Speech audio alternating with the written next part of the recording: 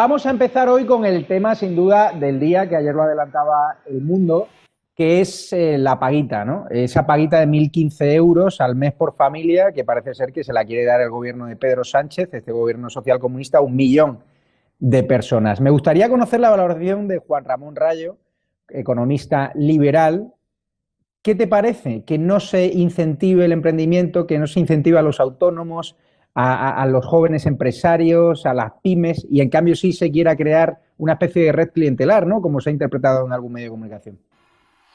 Bueno, ese es el riesgo. Habrá que ver al final cómo se despliega. Creo que el ingreso mínimo vital, tal como se ha configurado, pues tiene algunas características que no están mal, pero desde luego creo que siempre que se plantee, siempre que se hable del ingreso mínimo vital, hay que dejar 3 o 4 ideas muy claras, ¿no? Lo primero es que el éxito de este programa sería que nadie lo necesitara. El objetivo de cualquier sociedad, de cualquier economía, es que no haya gente que dependa de la paga, de la transferencia que le pueda proporcionar el Estado. La gente, los ciudadanos, lo ideal es que sean autosuficientes, que puedan salir adelante por sus propios medios. Y justamente por eso creo que cometeríamos un error muy grave si, como decías, desviáramos la atención, desviáramos el foco de prioridades desde la generación de riqueza dentro de la economía para que cada persona se pueda incorporar en el mercado laboral, pueda emprender como autónomo o como empresario para generar esa riqueza, vamos a ver cómo redistribuimos las migajas de la miseria. Creo que el foco debe estar en lo primero, en que muy poca gente necesite la paga, la transferencia, no en que muchísima gente la reciba para efectivamente crear una especie de red clientelar de como tú eres el que me da el sostén, yo te tengo que votar a ti. Y parte del éxito de esta medida, como digo, dependerá de que sea condicional. Es decir, no solo de que no haya incentivos para no buscar empleo, que esto en parte la medida sí lo incorpora. La medida, la política del ingreso mínimo vital establece que aunque tengas un empleo, aunque recibas una determinada cantidad de dinero, seguirás cobrando este ingreso mínimo vital hasta determinados umbrales de renta, con lo cual no hay desincentivos a dejar de buscarlos por ese lado. Pero también debería haber una supervisión muy activa para que las personas que estén recibiendo el ingreso mínimo vital, primero, si tienen una oferta de trabajo y la rechazan, dejen de percibir el ingreso mínimo vital. Segundo, aunque no tengan una oferta de trabajo, porque a lo mejor no existe, que deban participar en cursos de reciclaje, de formación, para que su empleabilidad se incremente. Si todo esto no acompaña al ingreso mínimo vital, el ingreso mínimo vital evidentemente será una red clientelar en lugar de una red de seguridad de última instancia para facilitar rápidamente la reincorporación al mercado laboral. Pero las arcas del gobierno están preparadas para dar 1.015 euros a 1 millón de personas. ¿De verdad tenemos dinero cuando no hay dinero para material sanitario? Parece cuando no hay dinero para autónomos ni para pymes. Hay dinero para generar no esas redes clientelares, sino para ayudar supuestamente a los más vulnerables. Bueno, tal como está configurada la medida, no es que se vaya a dar 1.015 euros tal cual por familia, sino que se va a dar el diferencial. Es decir, si una familia de 2 personas y 2 niños, que es a las que se les daría hasta 1.015 euros, tiene unos ingresos de 700 euros al mes, se les daría la diferencia, 315, no los 1.015. El ministro Escrivá, que esto sí lleva estudiándolo mucho tiempo, es decir, que esperemos que no se haya visto muy contaminado por las presiones y la demagogia interna de Podemos, estima que el coste a medio plazo, claro, ahora mismo a corto plazo será superior, pero a medio plazo de esta medida sería de unos 3.500 millones de euros. Es bastante dinero, pero no es una cantidad inasumible si se plantean otros recortes del gasto en otras partes de la economía. 3.500 millones de euros es algo así como el 0,3% del PIB español. Recordemos que actualmente el sector público está gastando más del 40% del PIB. Creo que tiene bastante sentido recortar en otras partidas de gasto que son o tienen o deberían tener una importancia muy secundaria a la del ingreso mínimo vital bien estructurado, no a un ingreso mínimo vital que genere redes clientelares, sino a uno que sea una red de seguridad de última instancia. Creo que tiene sentido recortar en otras partes para financiar esta. Lo que no tendría sentido, o al menos tendría mucho menos sentido, es subir impuestos para financiar esto. Porque subiendo impuestos lo que estamos haciendo es dificultar que la gente pueda salir adelante por sus propios medios. Estamos dificultando la creación de riqueza. Y como ya he dicho antes, el ingreso mínimo vital no debería ser un objetivo en sí mismo a costa o olvidándonos de la generación de riqueza. Ha de ser una herramienta subsidiaria a la propia empleabilidad de las personas, que las personas puedan salir adelante por sí mismos, y eso lo dificulta un clima de impuestos altos. El perfil Juan Ramón Rayo que leo en El Mundo para cobrar esta paguita o renta mínima vital, como la queráis llamar, es mayor de 23 años, sin ingreso y sin vivienda en propiedad, como bien decía Cristina Seguí. ¿Puede haber fallos en este sistema, como dice Cristina? Es decir, evidentemente, gente que no cumpla estos perfiles, que sí que puede estar viviendo situaciones dramáticas por otros condicionantes. ¿Este modelo se ha aprobado en otros países, como bien decía Xavier Rius? O sea, ¿qué ocurrió en Finlandia, para el que no lo sepa? Bueno, a ver, empezando por el final, lo de Finlandia es diferente, ¿no? Porque en Finlandia se experimentó algo que sería indudablemente mucho peor que el ingreso mínimo vital, que es la renta básica universal. Son dos cosas distintas. Yo soy relativamente partidario de un ingreso mínimo vital bien diseñado, soy totalmente contrario a la renta básica universal. La renta básica universal es que todo el mundo, independientemente de si tiene trabajo o no lo tiene, de si quiere trabajar, no quiere trabajar, es decir, todo el mundo cobra una determinada cantidad de dinero. En Finlandia se hizo un experimento y se ha suspendido el programa porque consideraban que no reportaba suficientes beneficios para el coste que desde luego tenía. El ingreso mínimo vital, que es de lo que estamos hablando y lo que va a aprobar el gobierno, tiene riesgos, claro que tiene riesgos. El riesgo más claro es esa clientelización de la que estábamos hablando, que si se materializa estaría muy vinculada a la falta de condicionalidad. Y creo que esto es lo que más está fallando del diseño que ha presentado el ministro Escrivá. Creo que no se incorporan suficientes mecanismos de control, de supervisión, para certificar que las personas que objetivamente pueden tener esa necesidad, uno puede plantearse, hombre, si uno tiene una casa en propiedad, aunque no tenga renta, si esa casa en propiedad ya está plenamente pagada, obviamente si tiene una hipoteca de casi todo el valor de la vivienda, pues es como si no tuviera una casa en propiedad, pero si alguien tiene una casa en propiedad ya pagada, pues podría pedir un crédito para costearse la situación puente hasta que encuentre un empleo. Si no tiene otras fuentes de ingresos altas, no necesita el ingreso mínimo vital. Las personas que no tengan patrimonio y no tengan renta la pueden necesitar. Y es cierto, pero la pueden necesitar ¿en qué contexto, en qué condiciones? Pues en las condiciones de que se estén esforzando activamente por encontrar un empleo. Y ahí hacen falta, por tanto, dos cosas. Una, la voluntad de la persona por encontrar empleo y por esforzarse para hacerlo y por no rechazar ofertas de trabajo que le lleven, y para eso hay que controlar que esa persona efectivamente lo está haciendo. Y dos, y esta es la parte que a mí más miedo me da, que dejemos aparcada en la medida en que estemos incorporando el ingreso mínimo vital. Hay que facilitar que la gente pueda encontrar empleo. Tenemos un mercado laboral ultra rígido y cada vez más rígido con este gobierno. Tenemos una fiscalidad asfixiante que dificulta que la gente pueda emprender. Entonces, claro, si tú generas un clima en el que salir adelante por ti mismo es muy complicado, si, digámoslo así, el gobierno nos rompe las piernas y luego el gobierno, en plan benevolente, nos da una muleta, pues eso no vale. Lo que vale es que nos deje caminar sin rompernos las piernas. Y si alguien caminando tiene un accidente, démosle una muleta, pero no le provoques tú el accidente que le haga dependiente de la muleta.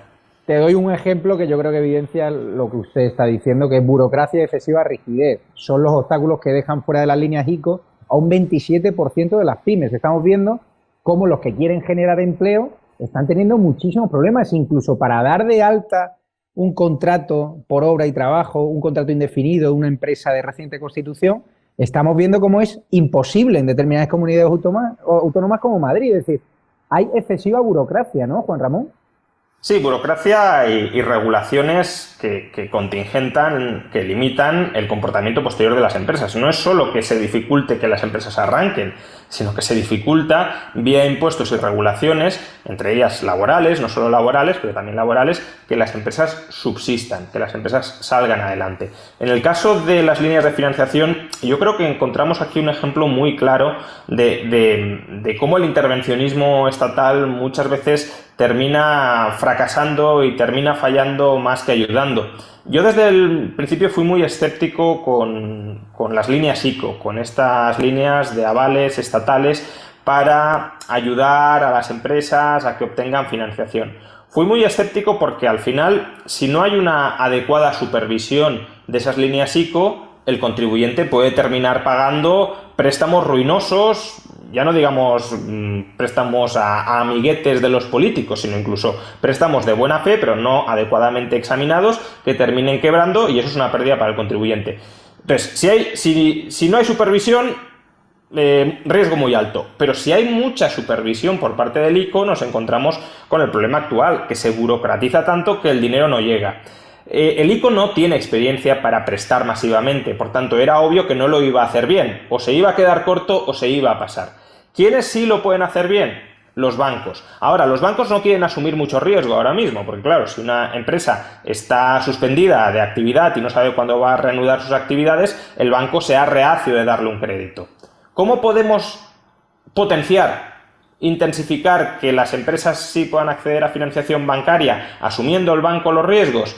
Pues por ejemplo con una rebaja de impuestos a las empresas. Si a una empresa se le dice, tú durante los próximos 10 años no vas a pagar impuestos sobre sociedades o vas a pagar mucho menos impuestos sobre sociedades, su solvencia a día de hoy se incrementa, porque claro, esa empresa tiene ante sí una perspectiva de beneficios futuros cuando se normalice la situación mucho mayor de lo que era antes. Si antes el 25 o el 30% de lo que ganabas se te lo quedaba el Estado y ahora no, has incrementado tus beneficios esperados después de impuestos, pues eso, en un 20, un 25, según la magnitud de la rebaja. Y eso también da más garantías a los bancos para que otorguen financiación, porque la empresa a futuro es más solvente.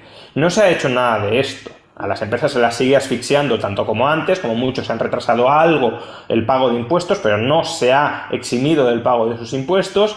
Los bancos son reacios a prestar y solo están dispuestos a prestar si el ICO los acompaña, pero el ICO es una burocracia gigantesca que no sabe discriminar buenos y malos riesgos y al final retrasa la financiación. Juan Ramón Rayo, hemos visto hoy alguna encuesta que dice que casi el 50%, hay mucho sonido ahí, vale, que casi el 50% cree que Sánchez impide a Madrid pasar a la fase 1 por motivos políticos. Es más, que el 80,2% de los madrileños cree que impedir que la región pase a la fase 1 de la desescalada, como acordaron el viernes los expertos anónimos del Ministerio de Sanidad, causará graves daños a la economía. ¿Tiene sentido seguir, entre comillas, secuestrando a la Comunidad de Madrid? Porque hoy Fernando Simón ha dicho que la decisión del comité de expertos ni siquiera es vinculante, que depende únicamente del criterio del ministro de Sanidad, del ministro filósofo, que no es ni siquiera filósofo en el sentido, porque no tiene obras de filosofía, sí que estudia filosofía, pero que desconocía la cloroquina. Es decir, la decisión la toma el ministro. ¿Usted cree que tiene sentido tener retenida la economía de Madrid ahora mismo? A ver, hay mucha incertidumbre sobre las medidas que se pueden tomar y sobre la estrategia que hay que seguir en materia de desescalada. Yo entiendo tanto a quienes quieren ser muy conservadores como a quienes quieren ser más osados a la hora de rearrancar. Lo digo porque si experimentáramos un rebrote y ese riesgo va a estar ahí, la economía se tendría que volver a paralizar y si la economía se vuelve a paralizar se hundirá mucho más de lo que ya está hundida ahora mismo. Entonces no hay ciertamente una estrategia muy clara ni que nos ofrezca muchas garantías en ningún sentido para seguir, y por eso creo que lo lógico sería que cada unidad territorial, que ni siquiera cada provincia, sino cada región sanitaria o incluso ámbitos territoriales menores, que cada jurisdicción, descentralizando más esa toma de decisiones, pudiese decidir su estrategia. Si lo hiciéramos así, si viéramos cómo una pequeña área toma una decisión de, por ejemplo, desescalar más rápido, podríamos ver cuáles son los efectos de esa estrategia de desescalada más acelerada. Y si no tiene consecuencias adversas, otras zonas que estuviesen en una situación similar a la anterior podrían copiarla. Si viéramos que esa área se ha equivocado y rápidamente vuelven los contagios, veríamos que hay que caminar de manera más lenta. Lo que creo que no tiene ningún sentido es que el ministro de Sanidad, con muy poca información, ya no porque su formación no sea la de sanitario, sino porque una sola persona no puede tener información concreta de territorios y circunstancias diversísimas en todo el país, que esa persona tenga que tomar la decisión por todos los españoles y para todos los españoles. Creo que aquí, y de nuevo, si el PSOE se las daba tanto de federalista y de descentralizador, sería muy bueno que practicáramos una descentralización mucho más allá de la provincia en la estrategia de desescalada para ver qué funciona y para ver qué no funciona. Pero claro, estamos viendo cómo no se están siguiendo criterios uniformes en todas las comunidades autónomas. De hecho, el presidente de la Junta de Andalucía se ha quejado y denuncia el agravio a la Costa del Sol y a Granada respecto a Vizcaya, que si no recuerdo mal, Vizcaya pasa de fase con 70 casos de coronavirus por cada 100.000 habitantes y la Costa del Sol no avanza en la desescalada con 1,7. Está claro que aquí se le está pagando una recompensa al PNV por ese apoyo que le ha dado a Pedro Sánchez el gobierno de la Moncloa y también que le permite seguir sobreviviendo. ¿Usted esto lo ve normal? ¿Qué mensaje lanzas a los empresarios que tienen pequeñas terrazas en la Costa del Sol y que están muriéndose, no de hambre, pero sí de impotencia, porque están viendo que sus negocios probablemente no puedan volver a abrir, porque no van a tener dinero para mantenerlos? Cuando dejamos las decisiones de todo un país en manos de una sola persona, nos podemos encontrar con que personas bien intencionadas se equivocan de manera generalizada, por lo que decía antes, porque no tienen toda la información que necesitan para tomar las medidas que nos afecten a todos, y también nos podemos encontrar con tráfico de influencias y con corruptelas. En este último caso, bueno, habría que, no lo he mirado con todo el detalle, pero desde luego es muy razonable que haya habido un agravio comparativo, que a unas regiones como sus representantes te han dado un determinado apoyo que necesitabas, se les concedan determinadas prebendas y a otros no. Aún así, sí querría incidir en el mensaje de prudencia. Yo entiendo que muchos empresarios están muy deseosos por abrir, porque lo necesitan volver a operar de manera inmediata, sobre todo porque este gobierno no les ha dado ningún tipo de facilidad para que puedan sobrevivir mientras están paralizados, pero tengamos muy presente ese riesgo de reinfección. Hace un par de días lo hemos visto en Corea del Sur.